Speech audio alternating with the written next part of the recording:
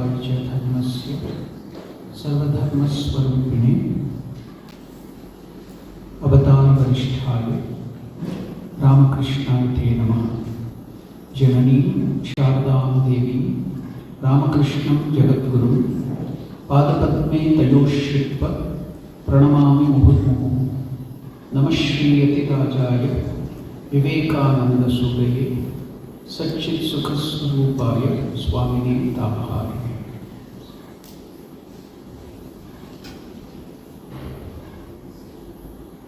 Offering my Satsang pranam at the feet of the Lord,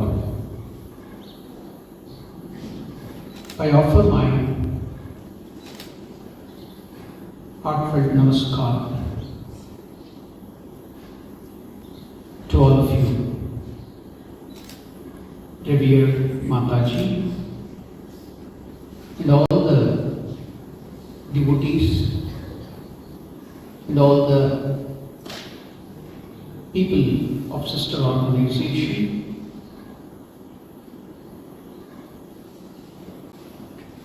Namaskar to all of you. Today I have been given the subject, History of Ramakrishna Movement in South Africa.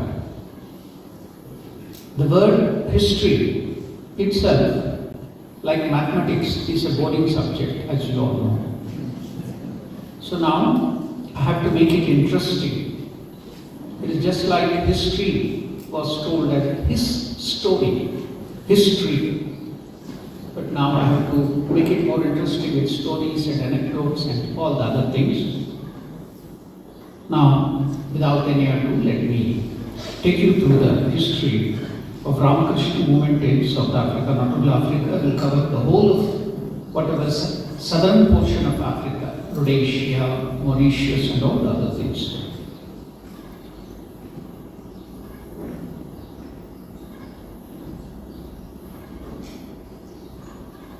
I want to connect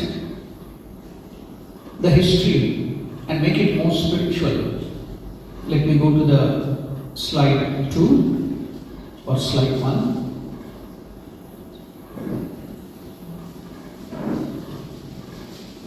Now, how is Swami Adbhutanandaji Maharaj connected to my subject? Let me try to connect Swami Adbhutanandaji's life to my subject.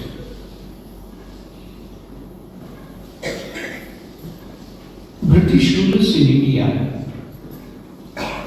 created artificial famine and diseases like plague, malaria, cholera, and other epidemics to create poverty and displace Indians at that time, so that cheap labor will be available for them to work in their railways, to work in their tea garden, sugarcane gardens, and all other things. You might be knowing that during some of the wars in England, they used to unnecessarily take away all the food grains grown in India, forcibly levying a lot of taxes, and that's how they would create artificial famine. Though there was no famine, there was good crop, they used to put a lot of heavy taxes on people and take away all the food grains to use it in the war. That too, Winston Churchill was the Prime Minister of England at that time. Unnecessarily used to take all the grains to England. In future, if there is war, it was just kept as a buffer. But here, people were starving and there would be a famine-like situation. Do you know how many people died in India at that time? So it is noted that between 1876 to 1897, 1.25 to 10 million people, Indians, died due to famine. That's only due to famine. And with diseases, they brought in plague was not there. Maybe they were trying it here for due to different experimentation, or there is a thing called the warfare, not only the military warfare, there are so many different types of warfare. It is called germ warfare. So they were doing so many experimentations, so they brought in all these diseases to trouble people. So, Indians from different parts, they were displaced from one place to another place, and they would make promises that they would take them to other parts of India, pay them in a good way, and make their life good, and they would take them away to foreign countries. That's how, when Britishers created this situation, people from Bihar, Bengal, Uttar Pradesh in North India, and in South India, Andhra Pradesh, Tamil Nadu, to some extent Kerala, people were going out here and there for their livelihood. Now you may be knowing the taxes they levied on Indians. The British were very unpopular for their taxes, not only in India, even in their own country. You know, in English there is a term called daylight robbery. You know how that word came from, daylight robbery? It came from, in 1696, King William III, he levied a special tax because he used to unnecessarily go to war with other countries in Europe, and so the treasury was empty.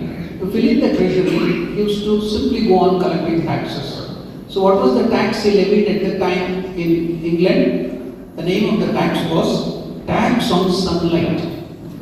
There was tax on land, tax on water, tax on everything. So there was nothing to further collect anything. So what did he do? He levied tax on daylight. So if people had more than 6 windows in their house, then they would be taxed. So many people had to close their windows. So people at that time called it as daylight robbery. That's how the term came, called the daylight robbery. So if they were fleecing their own people, then think of what was the condition of India when British ruled it. What was the pathetic condition? That's why people were displaced. Many of the Indians at that time, they were taken not only to Africa, South Africa, they were taken to Suriname, they were taken to Mauritius, they were taken to Fiji Islands, they were taken to other countries like West Indies and so many other places from all these parts of India. And especially told you from Bihar, UP, and in southern parts of India, it's from Andhra Pradesh and Tamil Nadu. So now, coming down to break the monotony, I just want to take you through some incident of tax, about this tax. This happened in India. You know, best answer given by an Indian citizen. What is that?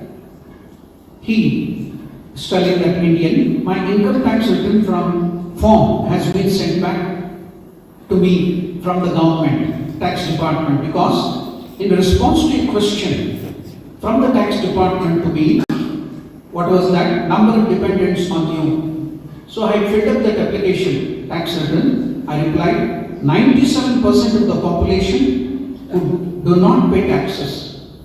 It was dependents upon you. Maybe they were asking for the family members, but he told 97% of the population who do not pay taxes, 21 million illegal immigrants, 900,000 criminals, because all the tax has to be paid, they will be given biryani and all the other good food for them. All that has to be paid by the tax people. So 900 million criminals and over 1,382 prisoners, and above all 544 members of the parliaments, ministers, and 4,000 MLAs of the states.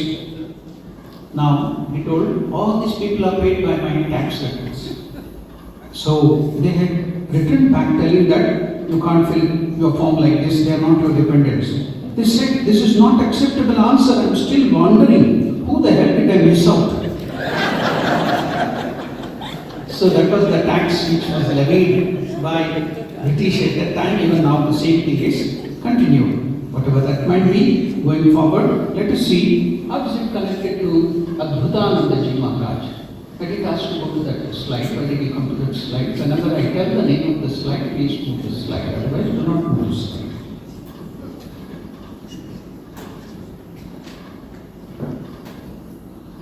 Now, Swami Adbhutanandaji Maharaj was born somewhere in the middle of 19th century, approximately 1850. You know, the first ship which traveled from India to South Africa was 1860. So Adbhutanandaji was born in Bihar in 1850. His parents died after his birth and he was taken care of by his uncle.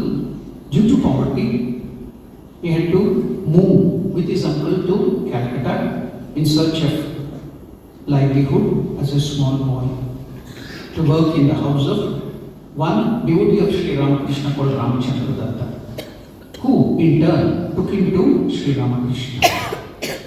So you see, the same time when all the people from Bihar, UP, here in South India, they were moving out of India to other places. At the same time, Adbhutanandaji also, because of the poverty created by the British there, he had to move from his place where he was born in Chhapra in Bihar to Calcutta for a better livelihood with his uncle. And what happened there? He came in contact with Sri Ramakrishna. So, how did he meet Sri Ramakrishna? Ramchandra Datta, as Adbhutanandaji Maharaj in his premonistic thing, his name was Rakturam. Parents had given him the name Rakshatu. Rama alone has to protect you. So from that, Rakturam, that is Rakshatu. Later on, he was called as Leto. Latu eagerly waited for an opportunity to see Sri Ramakrishna. One Sunday, either in the later part of 1879 or the early part of 1880, while Ramachandra was getting ready to go to Dakshineshwar, Latu asked him, "Would you please take me with you? I want to see Sri Ramakrishna." Seeing Latu's earnestness, Ramachandra agreed. When Sri Ramakrishna saw Latu, he asked his devotee Ramachandra, "Ram, did you bring this boy with you? Where did you get him? I see some holy signs in him." Sri Ramakrishna asked Latu to sit down and began to speak about ever-free souls, Jivan Muktas. The knowledge of those who are ever-free souls only needs to be unveiled, as it were. They are like underground springs which remain covered until a stonemason digging in the earth removes a particular rock, then water begins to flow. Saying this, Sri Ramakrishna touched Latu, and that boy went into an ecstatic state. Life changed for Latu. Then he became a realized soul, and the life you can see after that he became Swami Adbhutananda. So what a beautiful life. But the other people who left India during the same time, 1860, who left their home and hearth from different parts of India to come to Africa or South Africa, were not as lucky as Swami Adbhutanandaji to get the blessings and company of the Avtara Purusha Sri Ramakrishna. So Sri Ramakrishna decided to come to South Africa. See, now you can see how I connect the life of Adbhutanandaji, because I am talking about the history of Ramakrishna movement here. So Sri Ramakrishna decided to come to South Africa to bless all the people in the form of Ramakrishna Center. You should note that Swami Abhedanandaji Maharaj had a vision in which he saw the body of Sri Ramakrishna, and Sri Ramakrishna told, "You have seen Vaikuntha." And Swami Vivekananda used to tell, Sri Ramakrishna's physical body is, or Ramakrishna Ashrama is the physical body of Sri Ramakrishna. So, in the form of Ramakrishna movement or Ramakrishna Ashrama, Sri Ramakrishna's physical body itself has come to South Africa. Now, who were these people? whom Sri Ramakrishna wanted to bless and he came to South Africa. You can go to slide 3. Slide 3. Between 1860 and 1911, Indians arrived on South Africa as indentured laborers, largely to work on the sugarcane plantation, mines, railways, etc. Very few Indians came as freemen in order to engage in trade, but later on, people from Gujarat came as businessmen and traders to South Africa. Slide 4. Approximately 152,184 indentured Indians arrived under the scheme of indentured labor, making a total of 384 trips in the ships. At that time, slavery was abolished. So now British wanted to get cheap labor, so they made a new way of getting something like slavery, a little better condition, that was called indentured labor. I need not explain all that to you because you know very well about it. So the Indians arrived under the scheme of indentured labours, making a total of 384 trips. The first ship, the SS, that is steamship Truro, carrying 342 Indians, immigrants, departed from Madras and arrived at Port Natal on 16th November 1860. On 26th November 1860, the SS, that is steamship Belvedere, departed from Calcutta with 342 passengers. The last ship, the Umlazi, arrived on 11th July 1911. The ports of Madras and Calcutta served as points of embarkation. Now, as I told you, Indians were taken to Suriname, Mauritius, Fiji, West Indies, South Africa. Now, let us see in future. I am going to take you through that now. Why Master wanted to come to Africa, that too especially to South Africa? Let us see, deal about that later on. Now, I am taking through, that is, we can go to the slide 5 and 6. Let us first go to 5, slide 5.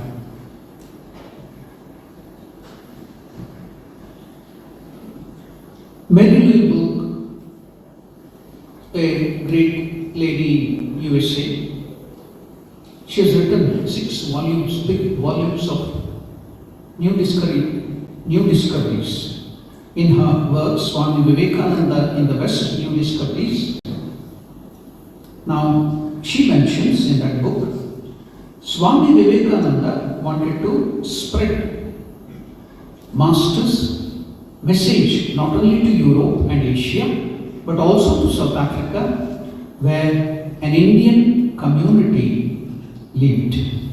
Now, the question arises, why Swami Vivekananda chose only Indians? He was a universal personality. There were poor people everywhere. Even other parts of Africa and other places too, poor people were there. Why did Swami Vivekananda choose only Indians? We can see in the life of Sister Nivedita. She was an educationist from Ireland, at that time the Great Britain. So she was asked to come and serve Indians, give them education and especially the women's education. She had an idea, why only Indians, why not different other people too? Then she got the idea from Swami Vivekananda. And what was that? You know that? Different races or different countries stand their prana pakshi. Their main goal of life is different. For example, Swami Vivekananda tells the main prana pakshi. Prana pakshi means, you know that in olden days in India we used to hear the story. It was that there would be a demon. The demon would be so strong, nobody can kill him. But some people will come to know the secret. What is that? His prana pakshi. His prana, his life is in. After crossing some 7 oceans, then you have to go to an island there. Then there is a fort. In that fort, there is a palace. Inside the palace, there is a well-guarded room. In that, there is a parrot in a cage. And if you go and touch that parrot or kill that parrot or harm that parrot, here the demon will die. So that is called prana pakshi. So So now Swami Vivekananda uses that Pranapakshi, the life force of England was politics. Likewise, the whole of life of USA is trade and commerce, making business, making money. Russia and China, communism. Some other country will choose military, some other country will choose some other thing. Pleasure, so many other things. But Swami Vivekananda tells Indians from time immemorial have chosen religion, spirituality, God realization as their prana pakshi. So it has gone to their genes. So wherever they might go, it is in their genes, it is in their inner core is religion or spirituality or God realization is there. That's why if you serve Indians, Swami Vivekananda gave this idea, Vedika mentions that. If you serve Indians, then you are serving spirituality. Then by bringing out that spiritual life, spirituality, what happens? The whole humanity will be benefited. That's the reason Swami Vivekananda wanted to come out to different places to take care of Indians, not because that he was an Indian, but to bring out that spirituality which is there. They have dedicated their life from time immemorial to spiritual life, to realize the Atma. So that is the reason. You got the reason now, we'll go forward. Why only Indians? So the Indian community lived there in South Africa.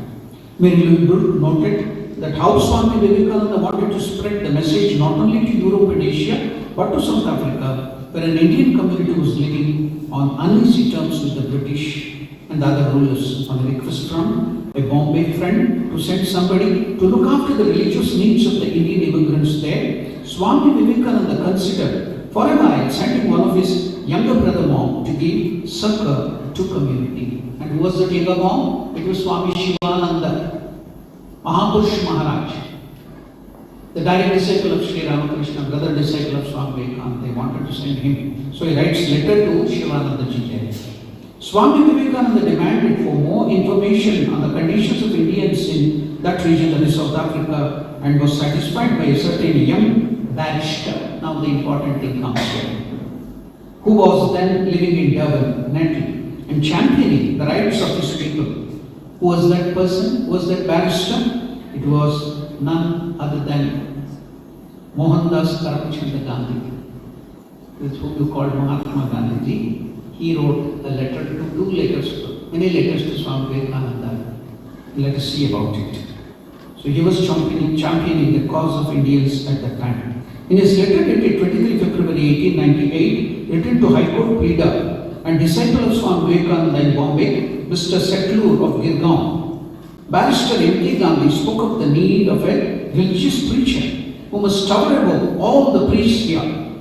He must be absolutely pure-minded and unselfish and must not require money to support him. That is, a monk, not a preacher or just a priest, because they work for money. But here he wanted a monk who doesn't care for money, but he should just come to serve the people. Speaking of the future where India will grow proactively and cater to the welfare of the Indians beyond the seas, Barrister Gandhi presently said, if we are to be self-governing at any stage of our national life, we would send our doctors to look after the health of our people outside India. Barrister Gandhi concluded his letter with an appeal to Swami Vivekananda's personal intervention. Could not Swami Vivekananda himself come to South Africa? He wrote, he induced to pay a visit. I shall do everything, Gandhiji is telling, writing to Swami Vivekananda, I shall do everything I can to make your mission a success. I very rarely write letter to anybody. I am a very reserved person. I don't write any letter. But I felt it is a need for me to write. But I thought this was one of this occasion when it is allowed to and even obligatory on a man to throw off his reserve. Barrister Gandhi's letter was forwarded to Swami Vivekananda, who was in pilgrimage in Kashmir. Let us go to slide 7. So now, let us go through that letter, wonderful letter. Now you can see some of the reason given there. And what is that?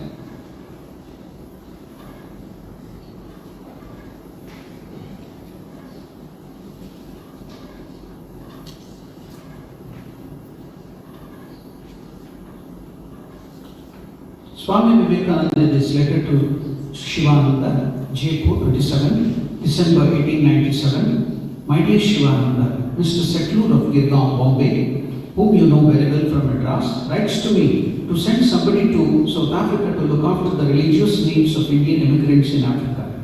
He will of course send the man and bear all expenses. In another letter, Swami Vivekananda writes to Shivananda Ji, the work will not be very congenial. So, next letter. The work will not be very congenial at present. I am afraid, but it is really the work for a perfect man. You know that immigrants are not liked at all by the white people there. To look after the Indians at the same time with a cool-headedness, not to create more strife, is the work there. No immediate result can be expected, but in the long run, it will prove a more beneficial work for India than any yet attempted. Should not. Swami Vivekananda's prophecy, what is that? You may not get immediate result in South Africa at that time, it cannot be expected, but in the long run, the work in South Africa, it will prove a more beneficial work for India than any yet attempted. I wish you try your luck in this. If so, please write to Estcourt about your willingness and asking more information, mentioning this letter. So now you can see why Swami Vivekananda wanted to come to South Africa, bringing people or his brother monk or bringing the Ramakrishna Center movement to South Africa, because it will be more beneficial to India, to the work of India, to spread spiritual light. Maybe knowing after India, so much of work, the social work and all the different work you can see in hospitals, the medical camps, the nutrition work and other things done in large quantities only in South Africa. And it is still expanding. So you can expect still more in South Africa by Indians. So that's why I'm talking about this movement, because it is now the onus is all upon you. So now going forward, after this letter you have seen,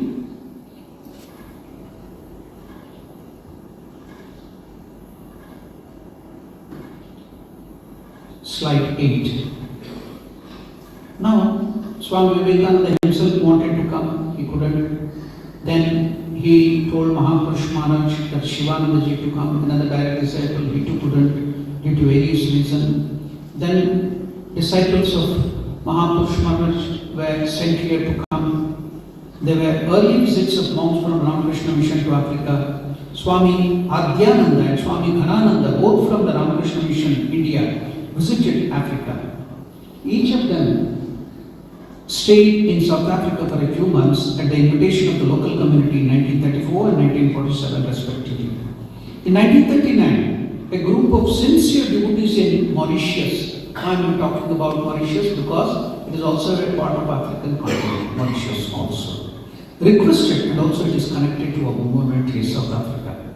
So, sincere devotees in 1939, group of sincere devotees in Mauritius, requested Ramakrishna Mission in Kolkata, India, to send spiritual leaders to preach Sanatana Dharma, Hinduism, on the island. In October 1939, Swami Ghanananda Ji arrived and started religious and cultural activities on the island.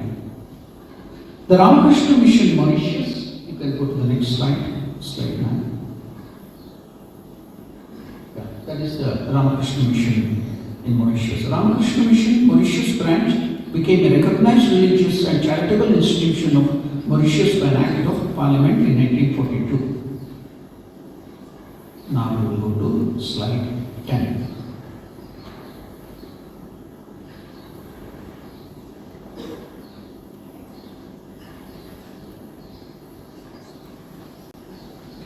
From 1959, now you can see in the slide, Swami Nishresananda stayed in southern Rhodesia, now called Zimbabwe, moving in neighboring countries. In 1954, he took a tour of Europe and Africa, delivering no less than 120 lectures in 130 days, a feat of nearly a lecture a day. From October 1959, after he established a center in Salisbury, Rhodesia, Zimbabwe, he established a library and acquired properties there. But it is not yet affiliated to Ramakrishna's mission. When he was granted visa, he would visit Mozambique, Malawi, Zambia, and the Republic of South Africa. Slide 11. Ramakrishna Vedanta Center, Lusaka. The center was founded in 1967. It functioned as a branch of Ramakrishna Mission for about a year in 2001 and 2002 and was re-affiliated with the mission in 2016. Though Swami Nishresananda's inspiration, through Swami Nishresananda's inspiration, the Ramakrishna Vedanta Society was established in Lenasia, Johannesburg. The center in Lenasia is not affiliated to Ramakrishna Mission yet, and it has celebrated the 50th year anniversary too. Slide 12. Now comes the important part. However, it was left to a South African born young man, Mr. Dhanagopal Naidu, later Swami Nishchalananda, 1925-1965, to conceive, establish and strengthen the Vedanta movement in South Africa and give it a firm footing in South Africa by forming the Ramakrishna Center in 1942 when he was just 17 years old. Dhana Gopala. What is Dhana? Dhana means wealth. What is indicated here? Dhana means Lakshmi. Then Gopala, it's again a Sanskrit term. Gopala is Lord Krishna. Naidu, the surname Naidu, it comes from the Telugu word Raidu, has become Raidu Naidu. Then, how did that Raidu come? It comes from the word Raya. Then, how did this Raya come? It has come from Raja. They were the chieftains, or the local kings, the chieftains, who were sent by the Vijayanagara Empire, which was ruling India at that time, to Tamil Nadu and other places in Andhra and Karnataka. So they got the name from Raya, Raidu, then Naidu. So that is the surname. So now Dhana Gopala Naidu. So Lakshmi and Gopala and the king is there. Later Swami, he became Nishchalananda. So here, this 17-year-old boy started this movement here as Swami Vivekananda Study Circle. We'll go to the next slide.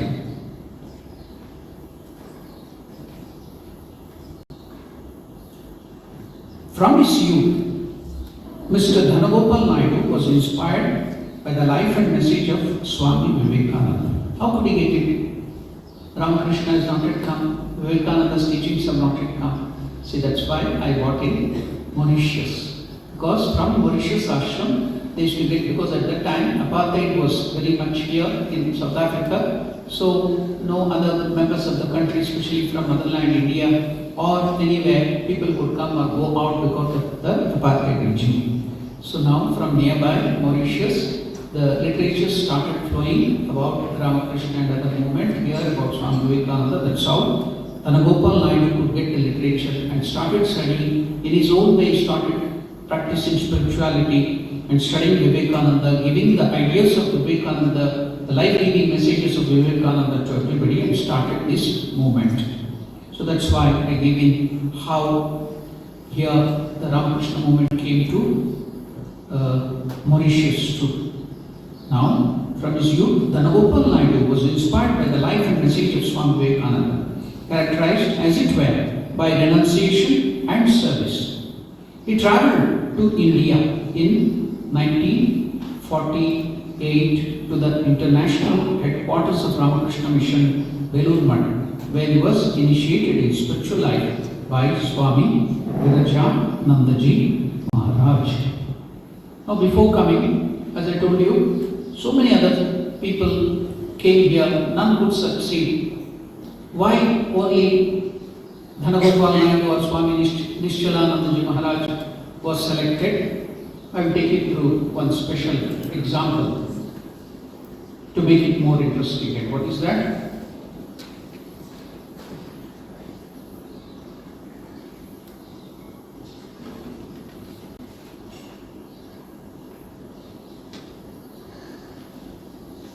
Never give a job that doesn't belong to somebody. After 10 years, the wife starts to think their child looks strange, so she decided to do a DNA test to find out through the genetics whether that child belongs to them. She somehow got the doubt that their child, which is growing there in their house, doesn't belong to her. She finds out through the DNA test that the child is actually from completely different parents. Now, wife went to the husband. I have something very serious to tell you. Husband asked her, what's up? To which wife told, according to DNA test result, this is not our child. To which husband replied, well, you don't remember? I know that. Do you? When we were leaving the hospital, when the child was born, when we were leaving the hospital with the child, we noticed that our baby had wet its diapers. It has excreted in the diapers itself. And you said, please go and change the baby. I'll wait for you here. So the husband, he went. I went inside and got a clean baby and left the dirty baby there in the hospital. The wife asked to change the diapers, change the baby itself. So the moral is, never give a person a job that doesn't belong to him. That's why Sri Ramakrishna chose only Nishchalananda to give a job, so that I will take you back again to that letter. What is that? What kind of a person Swami Vivekananda has prophesied that he can do the work in South Africa? The work will not be very congenial at present. Swami Vivekananda is writing a letter, he is prophesying, I am afraid, but it is really the work for a perfect man. You know, the immigrants are not liked by the white people there. To look after the Indians at the same time with a cool-headedness, not to create more strife, is the work there. Now, nobody else can do it. It was Swami Nishchalananda alone who could do it. That's why Sri Ramakrishna chose him. I will tell you another example, and what is that? Now, you will see the egg. If the egg is broken from outside, a life is lost. If the egg is broken from inside, a life is born. Can you guess what is it? The egg, if it is broken from outside, life is lost. By the force of the inside force, if it is broken, a chick is born, life is born.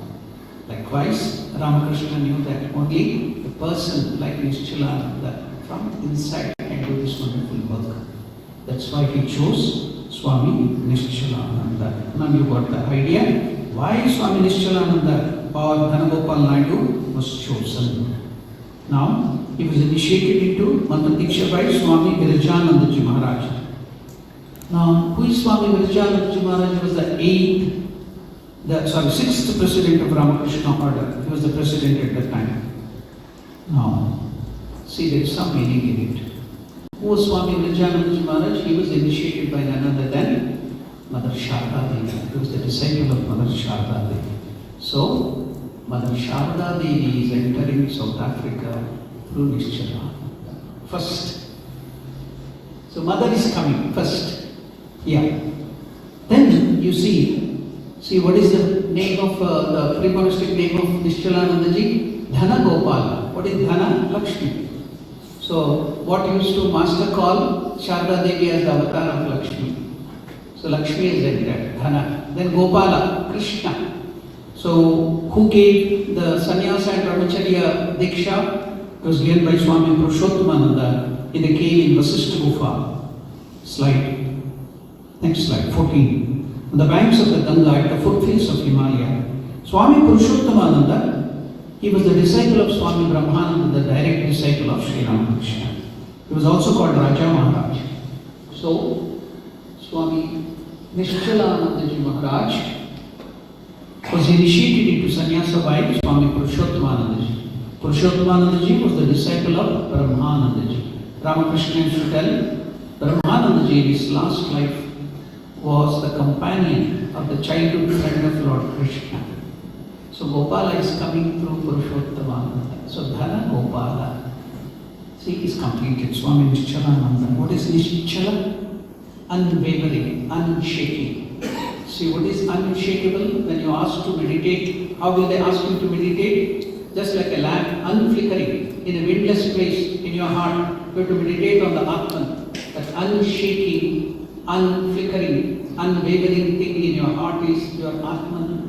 One who finds joy in that unwavering Paramatman is called Swami Nischala. So now he got the name Swami Nischalananda. He returned to South Africa in 1953 as the first South African born monk, sannyasi, slide 15.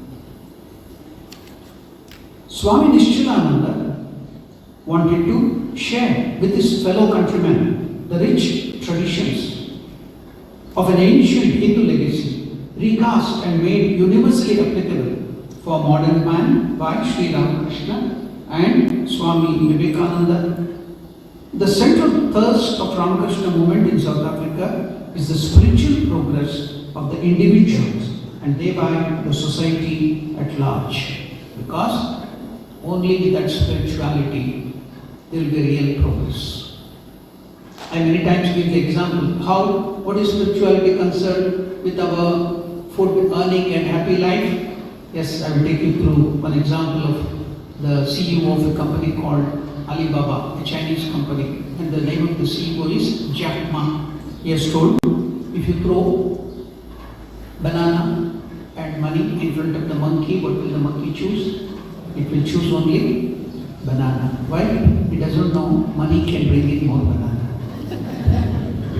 So Jack Ma has told only that. I continue with that same line of argument. So if you throw banana, money and health in front of the human beings, they will choose only banana and money. Because with good health, they do not know they can earn more money and eat more banana.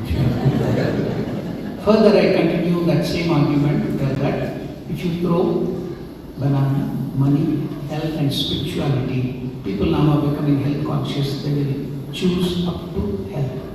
But they do not know, with spirituality, you can get good health.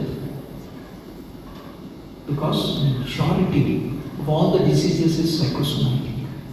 It is caused by worries and all the other problems. The solution to that is spiritual solution.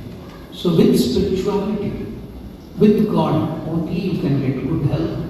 With good health, then you can have good digestion, you can eat more bananas, earn more money. That's why now the spiritual regeneration was the work of Ramakrishna movement in South Africa, and the spiritual progress of the individual and thereby the society at large. Now slide 16 and 17. 16, you can go to 16 first. Yeah. You can see, what did Swami Nischalananda do? The children's rally, the children's cultural festival. He concentrated on training the children so that catch them young, the future of the country, future of Hindus, the children. He trained them. So rallies and other children programs, even now, I think in a few more days we are having the children rally and cultural festival every year. We will have 2 such festivals. Why? To catch them young, induce that and allow them to manifest that spirituality at a younger age. So Swami Nischalananda Maharaj he was very much focused on training the children in these activities. Slide 17. Inspired by Swami Nischalananda Maharaj, devotees engaged as volunteers in the humanitarian projects of the center, which are focused on holistic upliftment of the disadvantaged, irrespective of their race or religion or affiliation.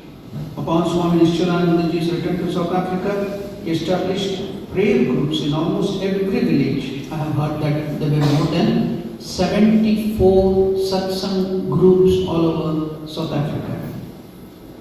Now, every village, suburb and town where Indians had settled, The local community would meet at weekly intervals in congregational worship using private homes or any other local amenity. You go to slide 18.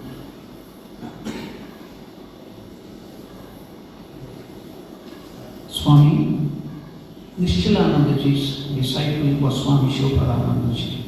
Swami Shivapadanandaji, the second president of Ramakrishna Center in South Africa, nurtured these and brought them under the umbrella of Ramakrishna Center of South Africa as branches under a unified constitution. Swami Shivapadanandaji was keen on healthier relationship between South Africa and India for mutual advantage. The center established relationship with the Ministry of External Affairs, New Delhi, as far back as 1990. Then later on, after the first free democratic election in South Africa in 1994, closer links were forged with the worldwide Ramakrishna movement. Later on, Swami Sharda Prabhanandaji, who succeeded Swami Shivapadanandaji in 1994, oversaw the official opening of the Ramakrishna Ashram complex in Durban in July 1995. Affiliation to the worldwide Ramakrishna movement. In 2007, the center was affiliated as a branch of the parent body in India, the Ramakrishna Mission. At this point, Swami Vimokshanandaji, a senior monk of the Ramakrishna order from India, was posted as the president of the Ramakrishna Center. This was the first time after 65 years of its formation that the center was led by a monk from India. Swami Nishchalananda, Swami Shivapadananda and Swami Sharda Prabhananda were all born in South Africa. Now, you should note that today or now in this year, we have completed 18 years that Belur Math has taken over.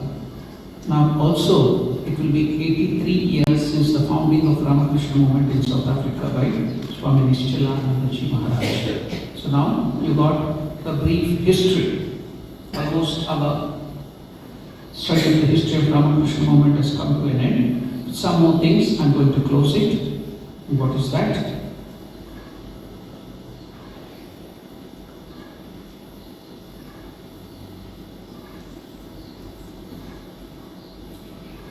As of now, we have two independent centers directly run by Ramakrishna Mission Belur Math. One, Ramakrishna Center of South Africa, Durban, Abuka, slide 20.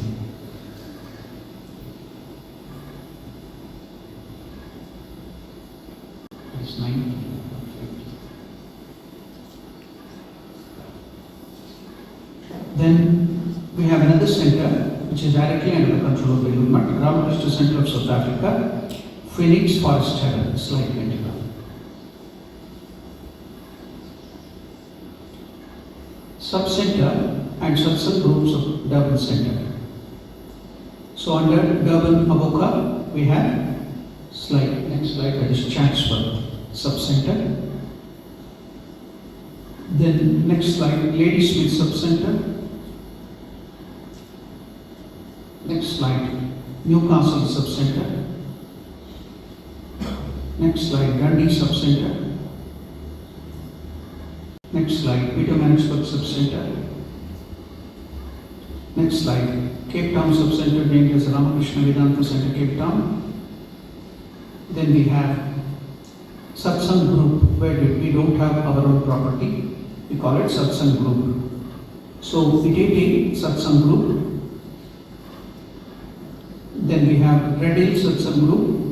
Then we have Estcourt Satsang Group. Go to the photo, because I need not show the photo. Even then I will show, because we are in Estcourt now.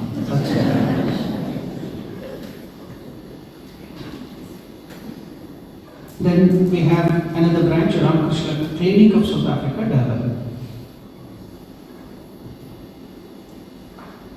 Clinic. Medical activities are conducted there. Then, under Phoenix Forest Heaven Center, we have Johannesburg Sub-Center. Johannesburg. Then, under Phoenix Center, we have Ramakrishna Nzamo Home, where more than 60 cerebral palsy children are taken care of. and also some free tailoring things are taken care of the African community there. Then we have other sub-center of Phoenix, that is Ramakrishna Ability Home for old age people, and also they have palliative care where people are dying from cancer and tuberculosis or AIDS or anything. Until they die, they are taken care of, giving them the medicine. That's called palliative care. Then Phoenix also has Ramakrishna Clinic of South Africa, Phoenix. So this is the bird's eye view of the brief history of Ramakrishna movement in South Africa. Almost I have completed my time. I have 2 more minutes. So now you saw, after coming to the West, Indians, where I think many of them have been converted to different religions, and also they have got this Western orientation. They are giving up our Hindu identity. So I remember, what is that? A person, Arun, in India, gets out of the lift on the 7th floor instead of the 9th floor. Why? He is talking on a phone, mobile phone. He says, I was so busy checking my messages on my WhatsApp, without realizing, I went into the neighbor's house and sat on their couch. The lady of the house was glued to the television, watching some serials. She got up. She didn't look at me at all. She got up and gave me a cup of tea without looking at me. Just she was glued to the TV. When I started drinking the tea, I looked up and saw the lady's husband, the owner of the house, entering the house, looking into his mobile. He saw me and said, sorry, I have come to the wrong house, and went out of his own house. So that's our condition now. Indians, after coming here, getting into the rest of things, you have forgotten your own nature, your prana prakshi is spirituality, religion. So, with great difficulty, Swami Nishchalanandaji and all other monks from South Africa and Ramakrishna himself has come here to touch all of you, to give you, to wake up that spiritual life in you. Enough of forgetting on all these things, just like Arun with this mobile and all the other people for forgetting their own house, their own wife and husband are forgotten. So don't forget yourself, that is the Atman. So come back to spirituality, that is your goal. Thank you. Om Namo Narayana.